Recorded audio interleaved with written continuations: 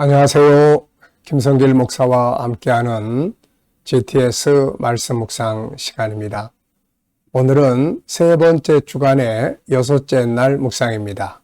오늘 묵상의 주제는 배우고 응용하기입니다. 자, 한 주간 우리가 배운 것은 무엇인지, 또 말씀을 통해서, 삶을 통해서 배운 것이 있다면 어떻게 응용할 것인가 한 번쯤 생각해 보시기 바랍니다. 응용을 해야 열매를 맺게 되는 거죠. 그리고 이제 우리 GTS 묵상은 두 가지의 목적을 위해 만들어졌습니다. 하나는 매일매일의 역동성 있는 신앙생활을 하기 위한 것이고요. 또 하나는 삶의 현장의 변화와 발전을 위한 것입니다. 아이들은 재능 개발과 학습 능력을 키워주기 위한 것이죠. 이것을 위해서 572의 구조가 들어 있습니다. 5는 그림을 보고 분석하면서 생각하는 능력을 키우는 것이고요. 7은 7가지 주제입니다. 매일매일의 이 주제를 응용하면 변화와 발전을 만들 수 있죠. 그리고 이것을 한꺼번에 모아서 사용을 하면 삶을 점검하고 컨설팅하는 도구가 되고요. 아이들은 독서와 학습 지도를 하는데 아주 좋은 프로그램이 되겠습니다. 2는 질문 만들기와 주님과 소통하고 영감 얻는 훈련입니다. 5, 7, 2 오늘도 의식하면서 한 번쯤 살아보시기 바랍니다. 자, 그림 분석부터 시작을 하죠. 이 그림은 지금 이제 하나님의 말씀을 듣고 아브라함이 그의 일행을 데리고 가나안 땅으로 들어가는 바로 그런 장면이 되겠습니다. 자, 이 그림을 보면서 느껴지시는 것 한번 적어 보시죠.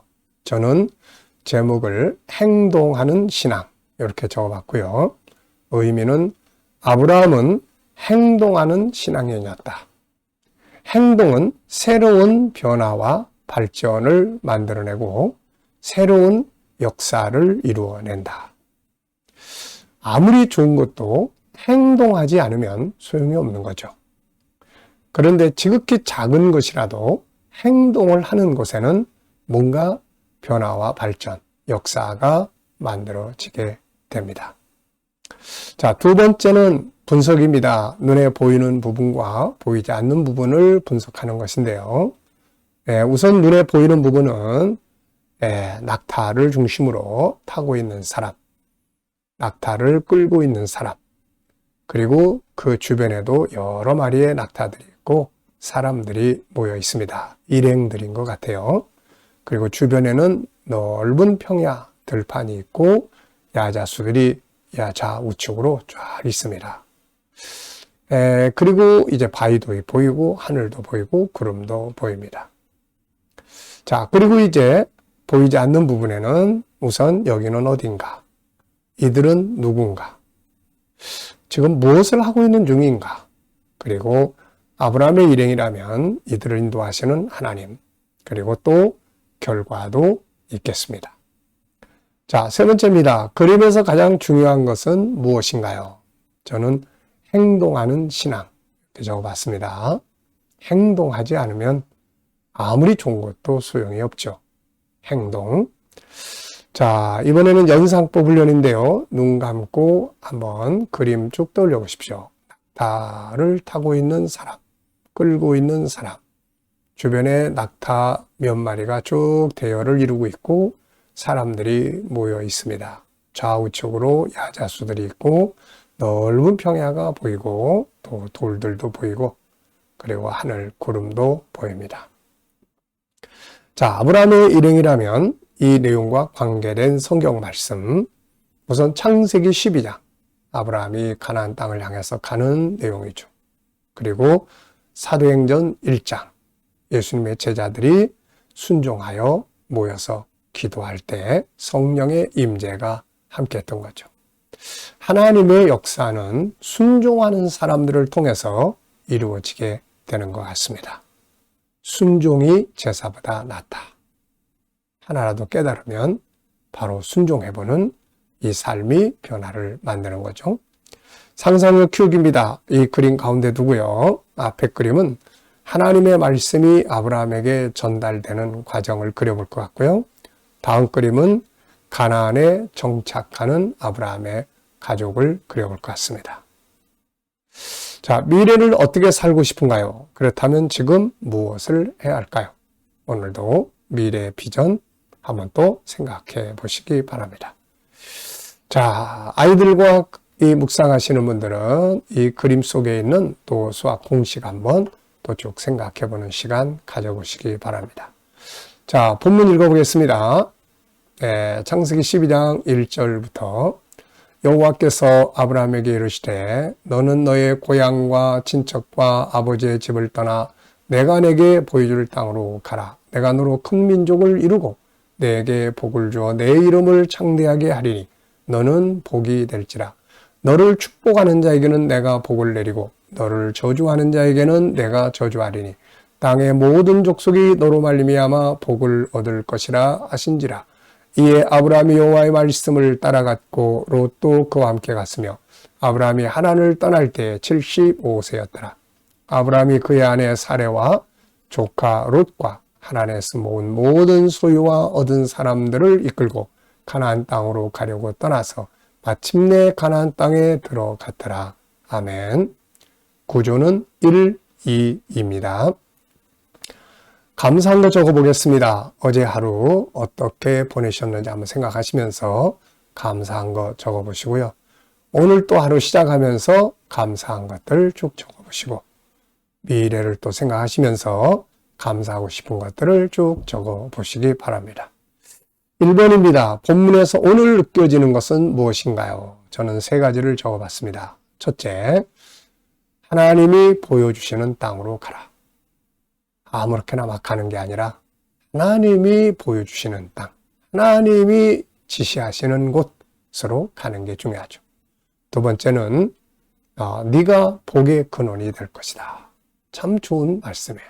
복의 근원.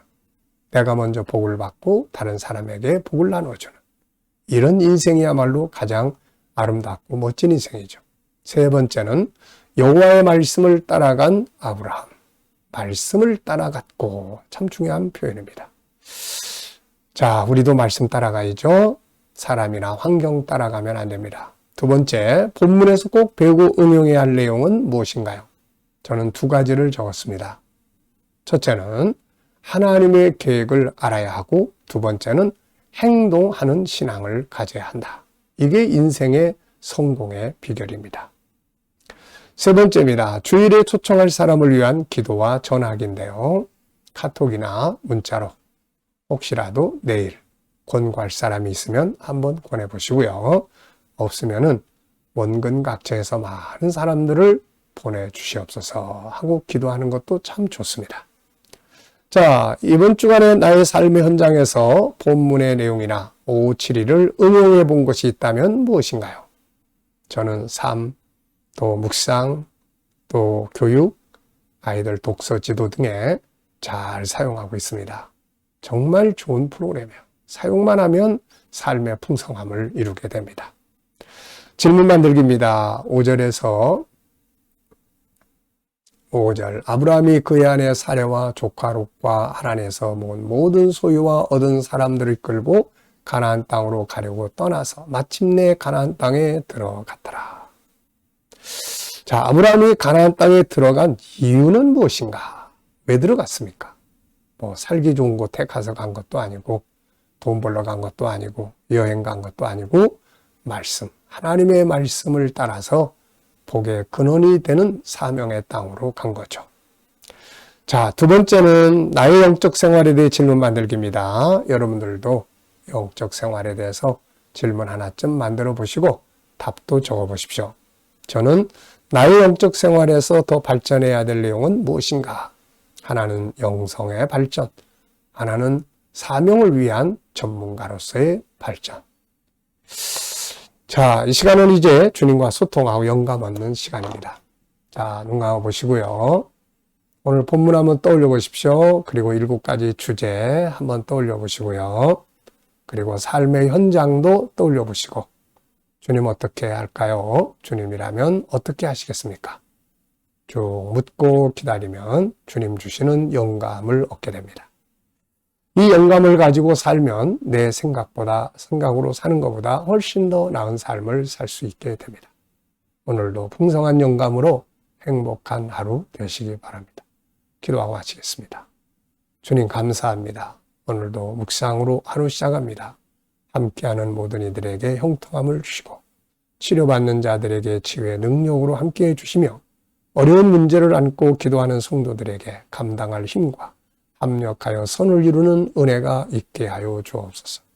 이 나라와 민족 지켜 보호하여 주시고 오늘도 세계 곳곳에서 복음을 위해 수고하시는 하나님의 종들에게 은혜 베풀어 주시고 오늘도 GTS 묵상 동 많은 이들에게 보급되고 다음 세대를 양육하는 일에 귀하게 사용되게 하여 주옵소서. 감사하며 예수님의 이름으로 기도하옵나이다. 아멘.